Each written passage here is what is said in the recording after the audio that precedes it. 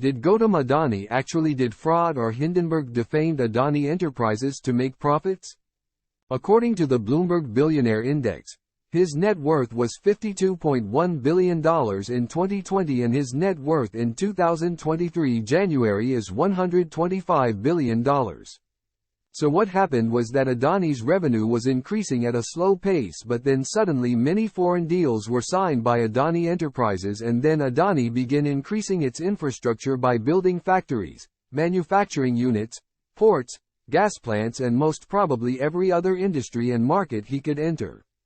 So when all of this happened, Adani's face value skyrocketed, and the companies he built just a month ago were worth thousands of crores and counting.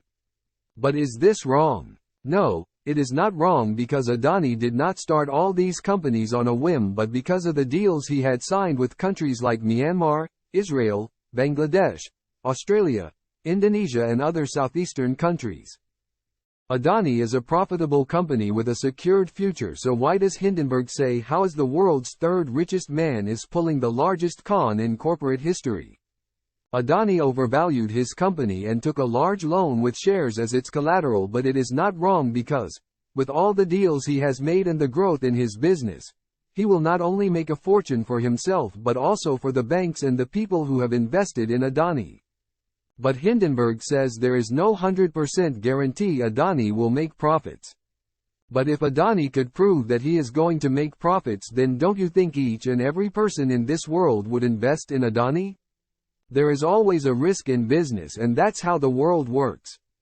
According to Hindenburg, Adani's revenue was comparatively less, but his stock price was quite high. But whenever there was a surge in his stocks, it was due to the deal he signed, and when deals are done, an increase in the stock price is expected.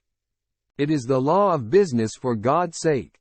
It is so ironic that Gautam Adani is accused of being a con man, but Hindenburg used his power to defame the Adani Group and then short-selling its stock and makes a fortune. Adani may have overvalued his company, but who doesn't think highly of his company? And if it is illegal to think highly of themselves, then the majority of the USA's economy is run by criminals.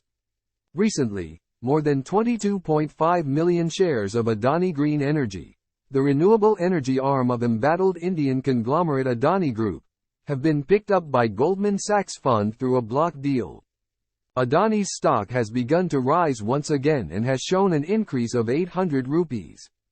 So, do you think Adani is wrong? And if he is, then why would Goldman Sachs do a deal with a con man?